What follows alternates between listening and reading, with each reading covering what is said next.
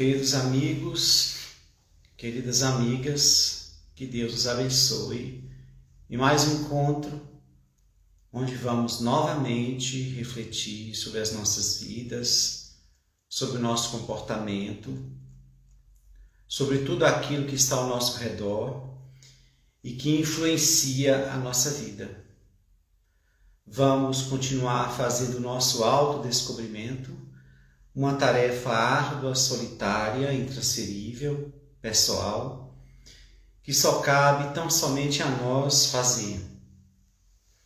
Esse mergulho que vai nos levando à nossa realidade interior, ao que trouxemos de outras existências, às virtudes que já logramos e às imperfeições, más tendências e vícios que ainda perduram e costumam influenciar o nosso comportamento. Este é o caminho da conquista da paz, da felicidade, quando a gente começa a perceber esse universo desconhecido que somos nós e nos colocamos como aqueles que vamos administrar esse mundo interior para que ele se aformoseie e se torne um ambiente de luz. Então vamos nos preparando para mais um encontro, para que esse momento não seja puramente de ordem tecnológica, mas principalmente de ordem espiritual. Vamos elevar o pensamento a Deus, a Jesus, ao nosso anjo da guarda e aos bons espíritos que nos acompanham. Onde estivermos nesse momento, aí estarão esses amigos do bem que estão trabalhando para o nosso desenvolvimento. E certamente eles vão aproveitar mais um encontro nosso, onde estaremos sintonizados com Jesus e com o bem, para trabalhar em nosso favor, nos ajudando a entender a nossa vida, a entender a nós mesmos e a partir daí fazer as mudanças necessárias. Então, respiremos pausadamente, nos envolvamos com a vibração que vem do alto, essa vibração que nós evocamos nesse momento. Em prece, nós estaremos pedindo luz, pedindo paz, assistência, para que nesse momento nós tenhamos mais um encontro com a realidade interior e com esse despertar necessário. A finalidade de nós estarmos aqui nesse trabalho de reflexões sobre o autodescobrimento que Joana de Ângeles propõe é tão somente encontrar-se consigo mesmo e despertar para os reais valores da vida e os reais deveres que nós temos para com a vida.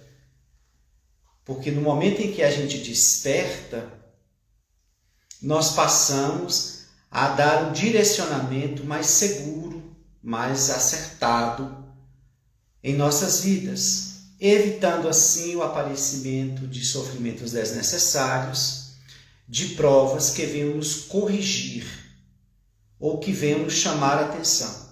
Se a criatura está desperta, muitos fatores da ordem da dor não necessitarão aparecer.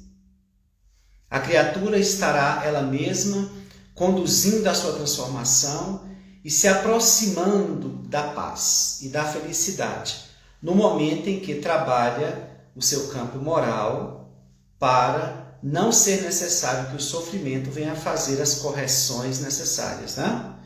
Então, vamos fazer a nossa prece de abertura. Sintonizem-se com o anjo da guarda de vocês, para que neste momento ocorra essa intervenção bondosa e amiga, favorecendo a todos nós. Senhor, nosso Pai maior, ampara-nos nesse momento em que fazemos a nossa tarefa de casa, que é nos autoexaminar. E a partir deste exame, começar um trabalho dedicado e contínuo para a aquisição da paz. Obrigado, Senhor, pelas benesses enviadas para toda a humanidade. Dentre elas, a mais sublime, que foi a presença de Jesus na terra, deixando essa mensagem que nos dá norte, que nos dá diretriz e que nos faz acordar da ignorância. Obrigado, Senhor. Ampara a todos nós, a toda a humanidade, a todos que estão sofrendo, Senhor, dores maiores. E pedimos a Jesus que nesta hora nos inspire, nos ensine, Jesus, como mestre que é.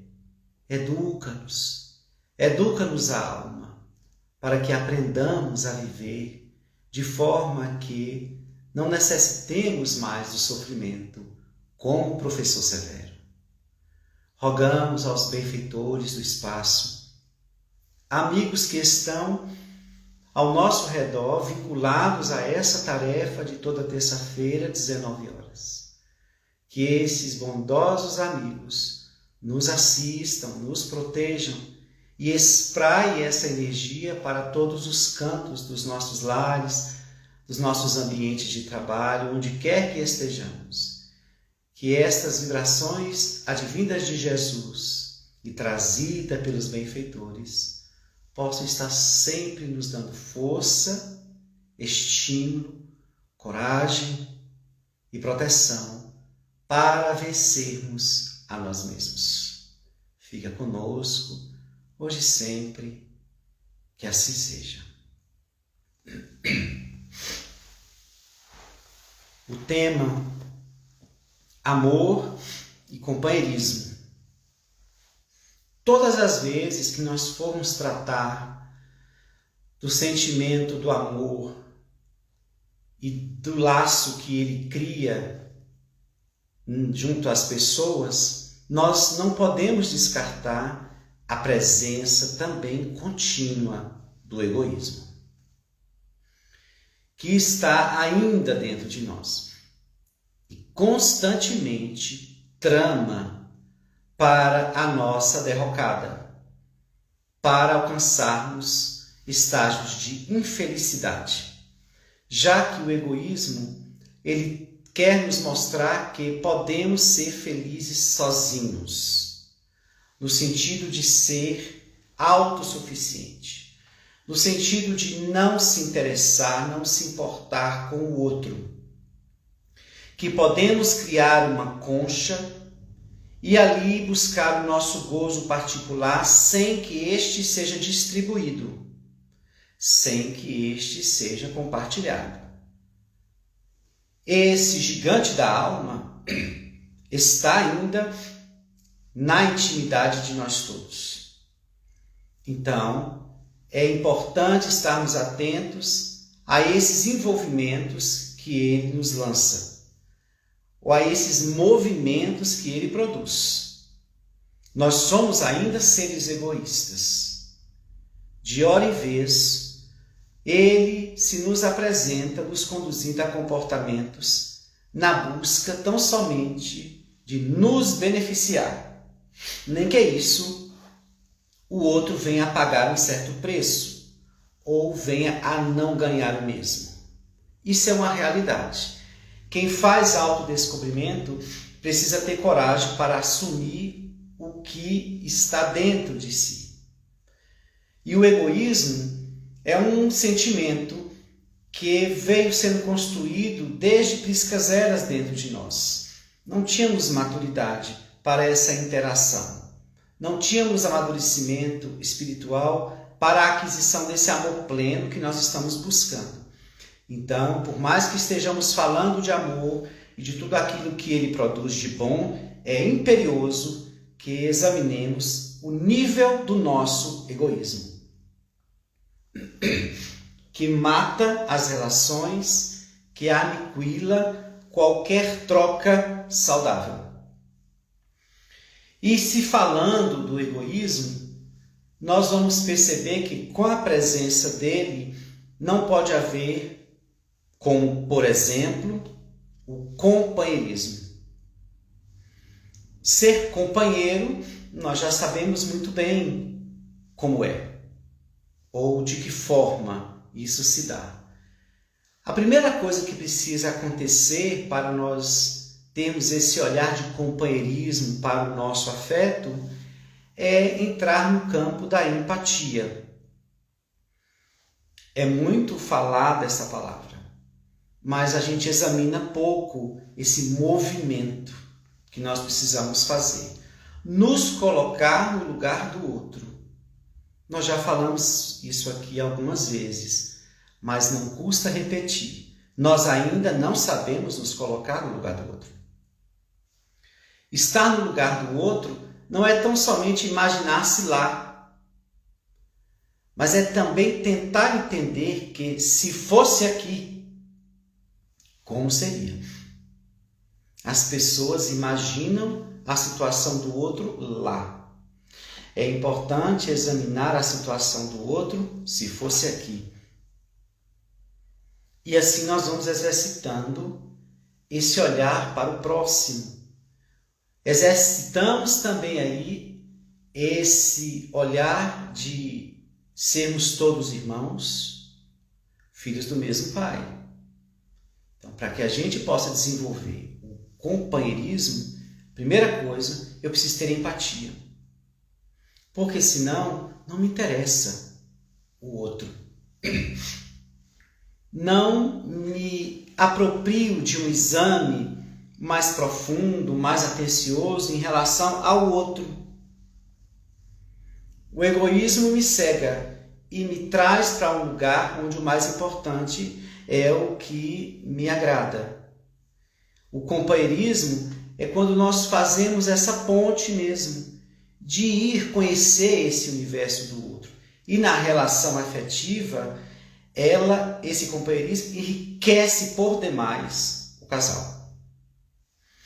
Porque leva-nos a perceber que esse ser que é diferente, eu acho que vocês assistiram a live passada, e nós falamos sobre esse ser que é diferente. O companheirismo não nos leva a abraçar esse ser diferente nas dificuldades ou nos problemas que ele traz, mas faz com que ele sinta que nós estamos do lado, dispostos a ajudar. Ou se não tivermos condição de ajudar, estaremos ali, dando apoio para que o indivíduo resolva questões que nós não podemos resolver. O companheirismo também leva-nos a perceber que o outro tem fragilidades e limitações e que muitas vezes precisa de apoio, de estímulo, de força, de um olhar mais otimista. Então, ser companheiro também é entrar nesse momento em que o outro está tombando nas próprias dificuldades, com a sua fragilidade, e dar esse reconforto, ou dar esse estímulo, esse suporte, para que o outro possa se sentir sustentado, amparado por aquele afeto e fazer o seu crescimento. Repara que o companheirismo, ele não nos leva a tomar a frente e querer resolver as questões do outro. Nós estamos do lado do outro. O companheiro está do lado, acompanhando. Daí o companheirismo, né? Nós estamos acompanhando o outro e não atravessando o outro. É o que acontece muitas vezes em alguns relacionamentos afetivos, onde uma pessoa ela faz isso por dois motivos.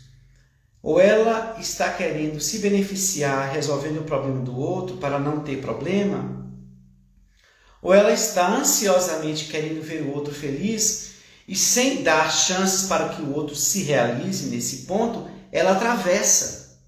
Ela passa a querer fazer tudo para o outro para que este não tenha nenhum desgaste ou não passe por nenhuma carência, por nenhum problema. E isso impede o indivíduo a amadurecer. Ser companheiro nunca é atravessar na frente do outro para tentar resolver problemas que são do outro. O companheiro é aquele que acompanha o afeto como alguém que está ali atento para perceber como é que esse afeto está trilhando, de que maneira, quais são suas necessidades, quais são seus momentos de queda, de fragilidade, quais são seus momentos de ascensão e de crescimento, porque o companheirismo também aparece aí para aplaudir os acertos do outro. Há pessoas que habitualmente, criou-se um mau hábito, uma viciação mental de só ver o que não é bom no outro. E aí tem mais habilidade para criticar. E quando vê o outro acertando, fazendo algo positivo, se cala. Tem que se perguntar por quê. Por que se torna tagarela quando vai criticar e mudo quando deve elogiar?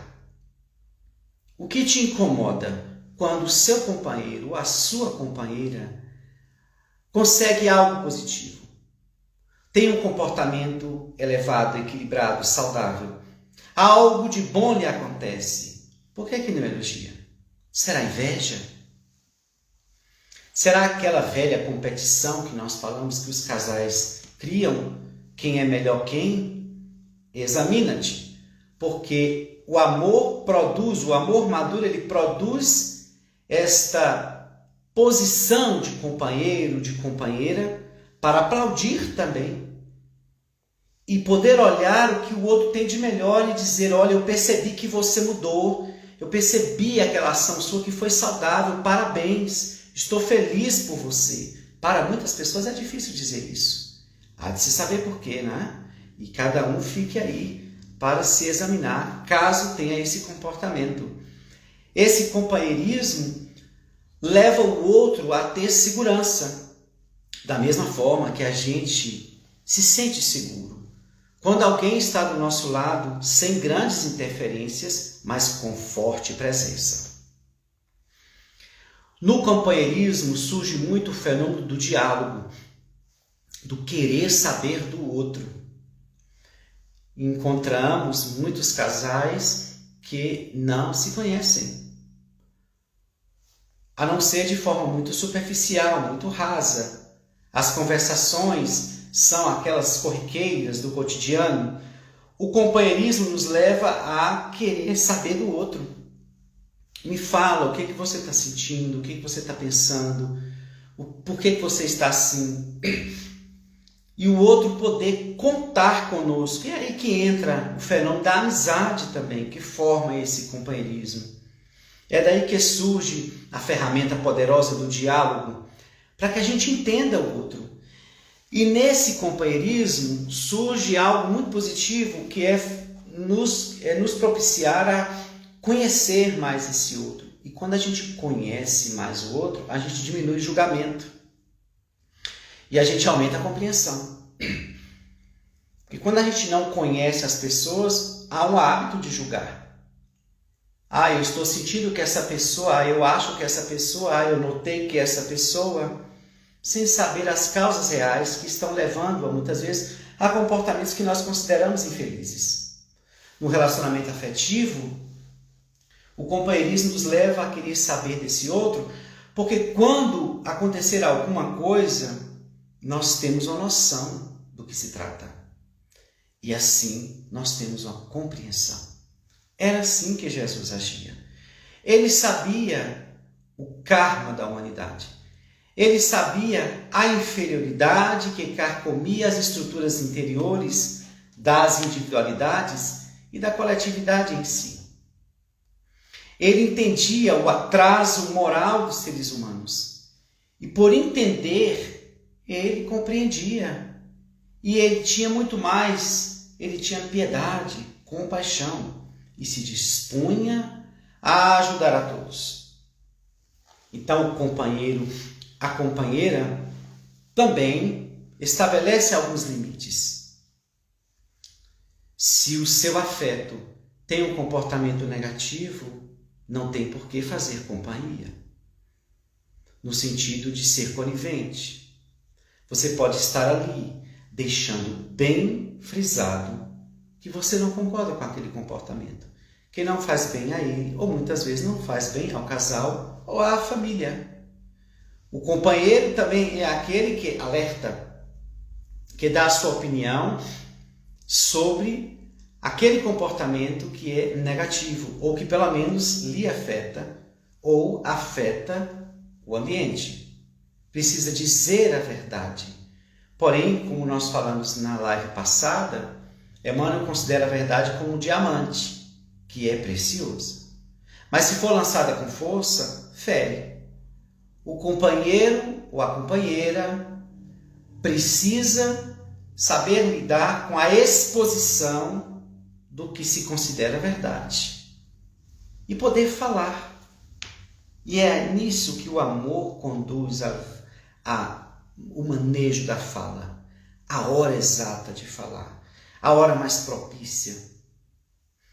A união das frases, das palavras que levam o outro indivíduo a não criar defesas ou não se sentir ferido, magoado, mas é dizer com firmeza e com amor: não concordo com isso. Estou do seu lado para tudo que der e vier, mas eu não concordo com isso. É importante que você reveja, que você mude. Então, companheiros não são coniventes com os erros, porque o companheirismo vem do amor, e o amor não cede ao equívoco. Ele compreende o equivocado, mas não cede ao equívoco.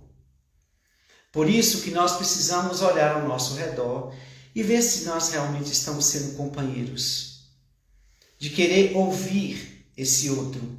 Há muitas pessoas dentro dos lares silenciosas, caladas. Mas essa pessoa é muito tímida. Essa pessoa é muito fechada. Será? Ou porque ela não tem espaço? Ou porque não se criou uma intimidade? Ou porque não se interessaram em saber do que se trata? Porque mesmo a pessoa tendo dificuldade em falar, é muito bom ela saber que tem alguém ali que se atentou a alguma questão que pode estar acontecendo. E mesmo que nada esteja acontecendo, ela fica feliz porque alguém está se preocupando comigo. E esse companheirismo mútuo dá um impulso ao casal, no sentido de crescer de várias formas. Esse companheirismo vai levando o casal a criar um laço forte, onde um busca força no outro, sem dependências. Busca apoio no outro, sem estarem presos. É assim que vai se criando uma relação afetiva, onde as individualidades seguem dando conta, cada uma de si, porém entrelaçadas por um companheirismo, estão juntas para seguirem um ideal. O ideal pode ser um único, como diz Saint-Exupéry. O ideal pode ser um, mas é bom lembrar que são dois. São duas individualidades que se unem, duas individualidades que se unem para seguir um só objetivo. Ou não. Ou cada um pode ter o seu objetivo e o outro será sempre estímulo, sempre amparo. Do contrário, o que ocorre quando o companheirismo não surge? A pessoa vai se sentindo sozinha, acompanhada, o que é muito pior.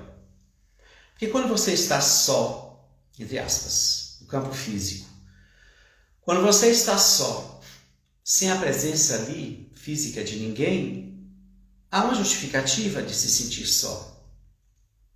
Mas quando você está sozinha, se sentindo só, com alguém do lado, isso é mais doloroso, porque se vê que tem alguém ali que está certamente voltando o olhar tão somente para si. Ou, numa visão muito rasa sobre você ou sobre nós, acha que está tudo bem. O companheiro ou o companheirismo faz com que a gente consiga perceber quando as coisas realmente não estão bem. em que o outro nem consegue disfarçar.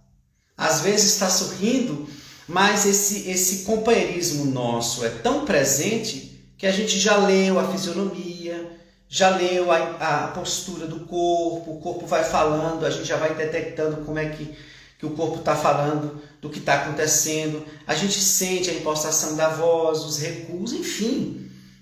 São as benesses da convivência saudável. A gente conhece o outro. E por estar perto no companheirismo, a gente aciona, a gente busca, a gente faz alguma coisa para ajudar. E muito cuidado para que nesse companheirismo a gente não perceba que o outro está se apoiando nesse companheirismo sem querer fazer a parte que lhe cabe. Apoiando sempre nesse apoio, mas não faz muita coisa para melhorar-se. O companheirismo amadurecido, advindo de um amor maduro, nos leva, repetindo, a estar do lado, sem ser âncora ou sem ser bengala, melhor dizendo. Porque dá até para ser âncora, no sentido de estou aqui, estou te dando força, estou do seu lado. Só não sou bengala. Para você se apoiar, muitas vezes em queixas desnecessárias, em lamúrias, não é? em várias reclamações, sem sair do lugar. É aí que entra esse lado que nós falamos do ser companheiro e empurrar o indivíduo a dar conta das suas demandas. Estou aqui, mas isso aí é teu, não é meu. Não posso fazer essa tarefa por você. E mesmo que possamos, temos que examinar se o outro realmente não tem condição de fazer aquilo. Então repara que é uma ajuda contínua que a gente pode estar dando a esses entes amados ou a esta pessoa que está ao nosso lado. Nós estaremos sempre ajudando, sem esquecer de nós, porque não é um papel único, não é uma função na relação afetiva ser companheiro. Não é uma tarefa específica, é um movimento que surge do amor, como surge um momento de silêncio, de distanciar-se, porque o companheiro também se distancia.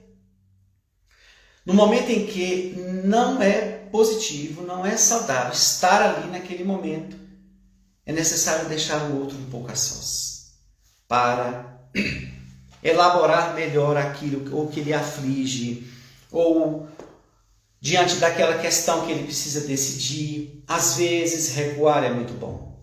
O amor guiando dá tudo certo, porque esse afastamento não se torna indiferença, não se torna frieza. O amor faz com que a gente saiba manejar esse comportamento para que o outro entenda que ele está comigo, sem necessariamente estar perto fisicamente.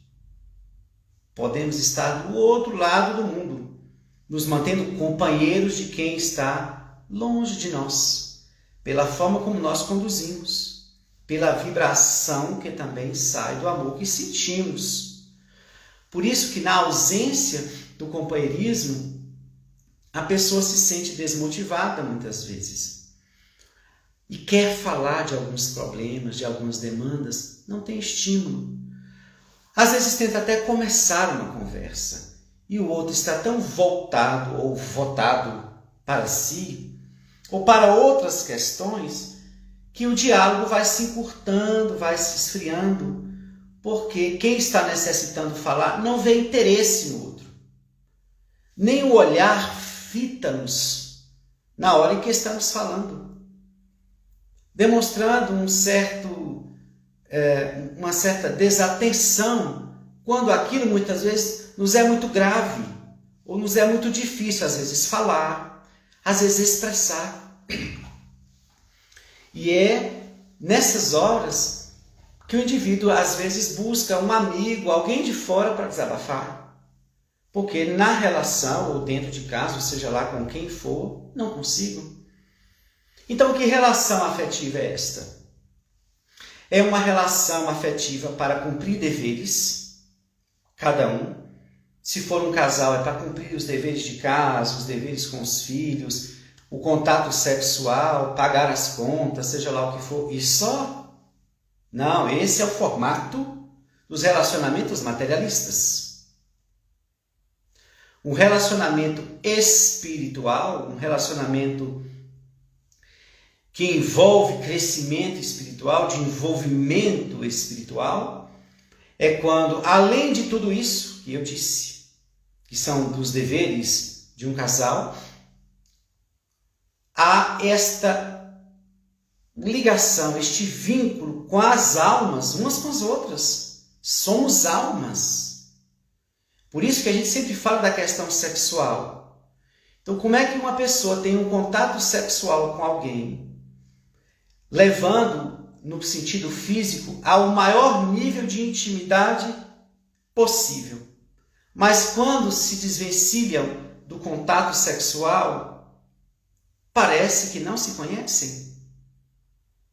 Não conseguem fazer uma relação profunda de alma para alma. Então, que casal é este? É um casal que lembra os períodos animais, não é? Que vive, cuida da família, dá conta das contas, faz sexo, é um beijo, é um abraço, é uma dedicatória, e olhe lá. E só.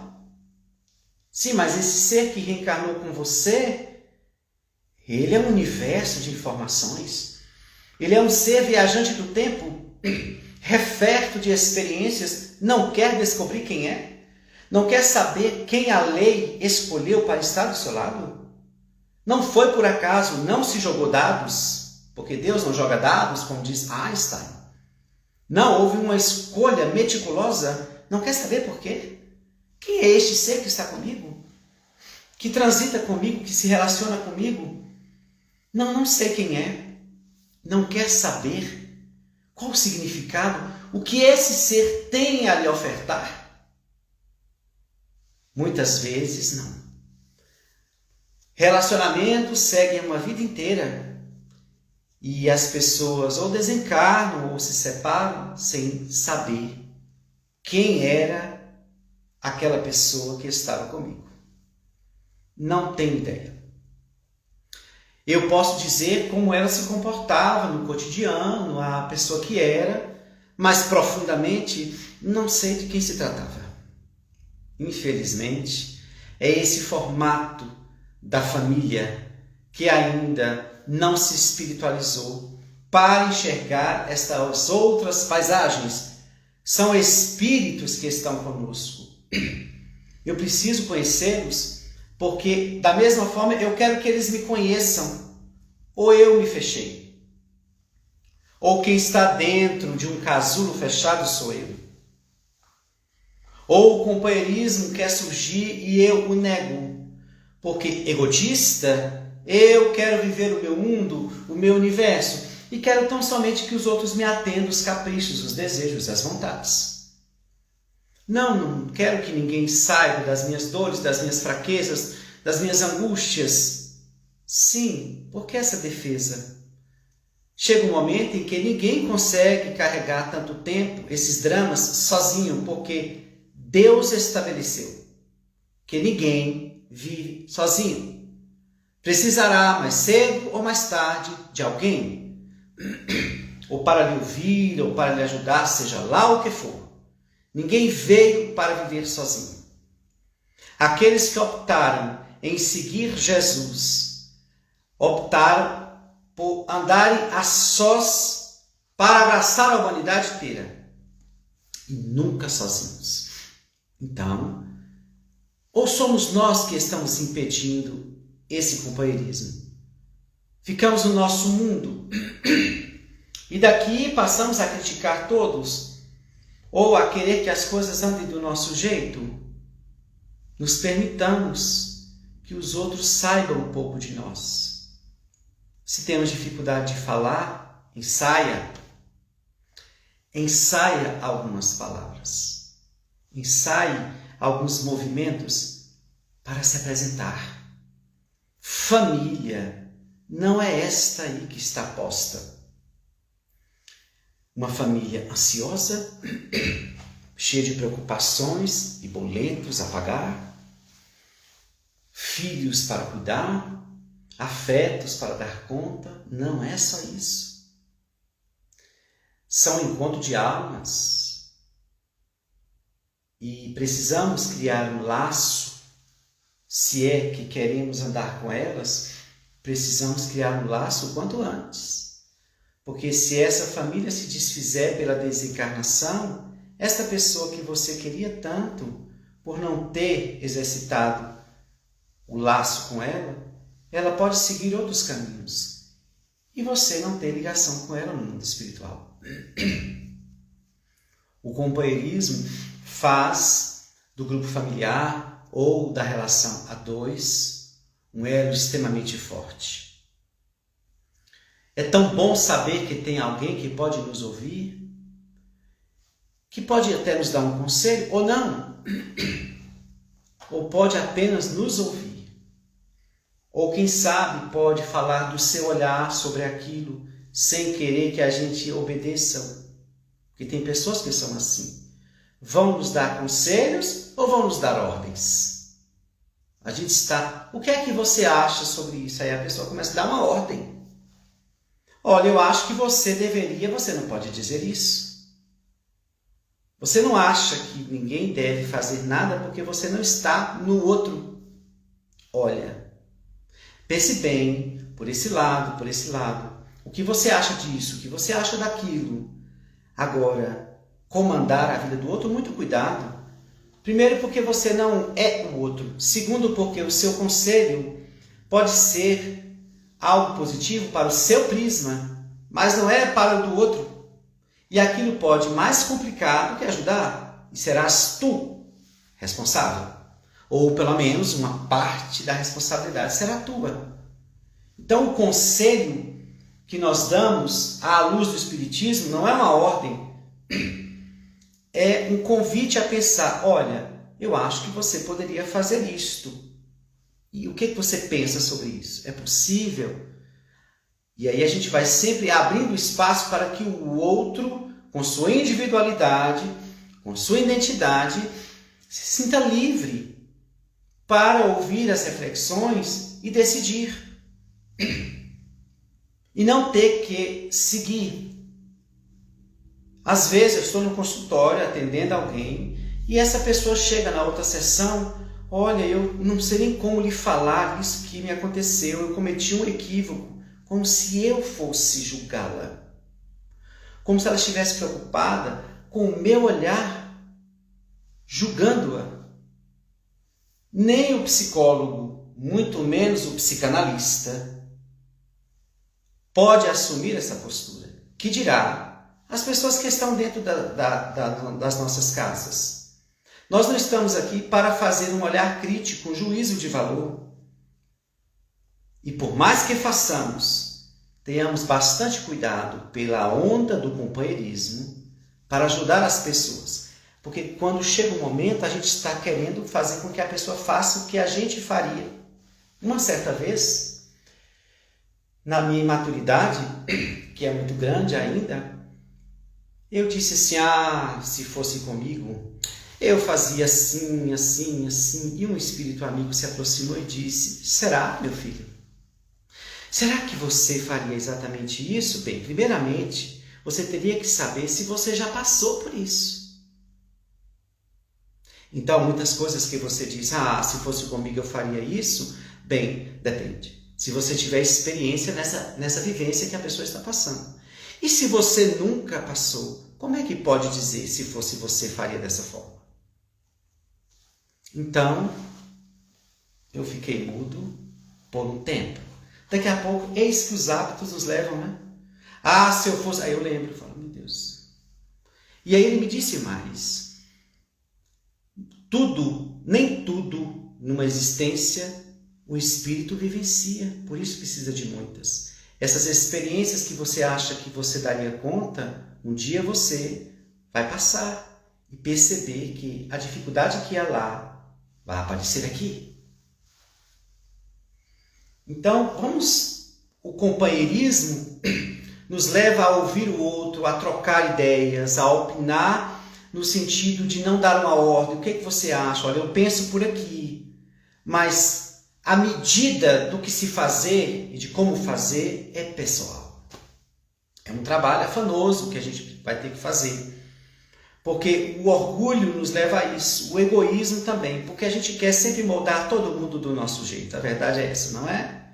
A gente quer botar todo mundo dentro da nossa forma, como é impossível, porque para cada um uma forma, Deus assim fez. A gente se irrita às vezes, se chateia às vezes porque o outro não ouviu o nosso conselho. Mas o meu conselho é bom para mim.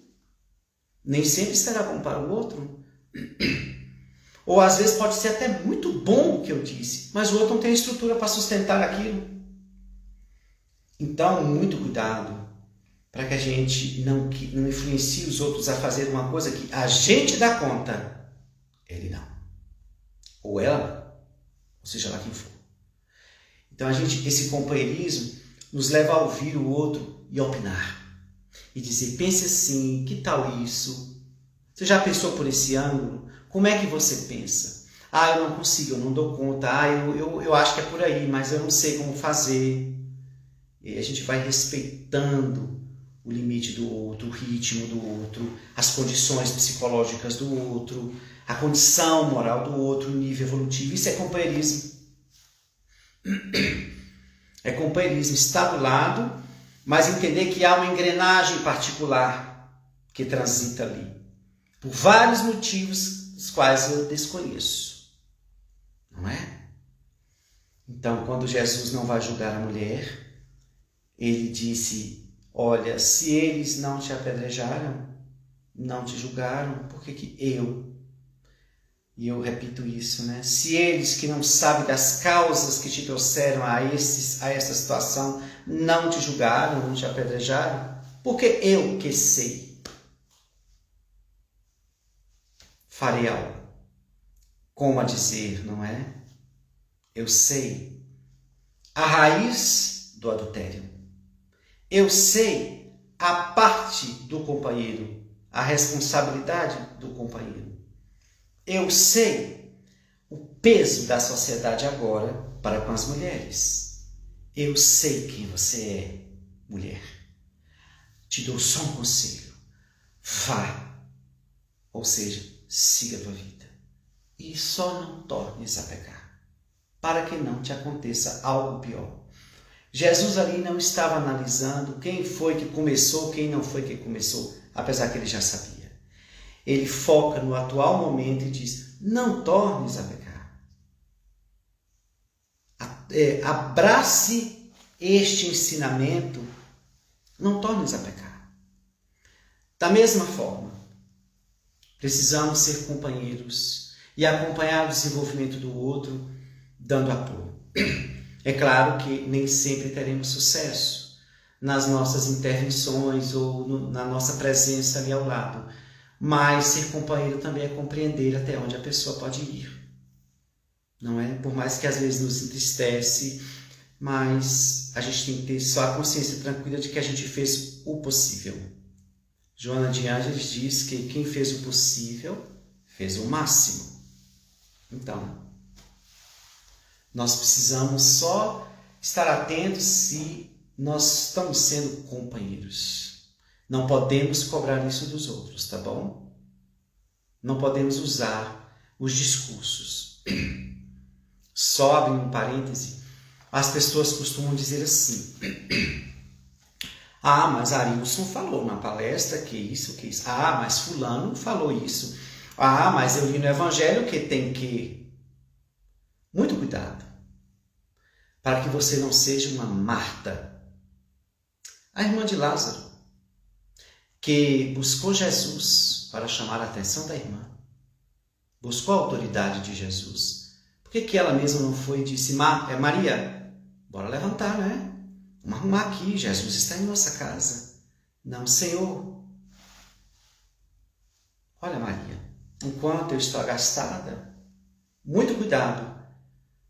Não põe as palavras dos outros como enredo das suas.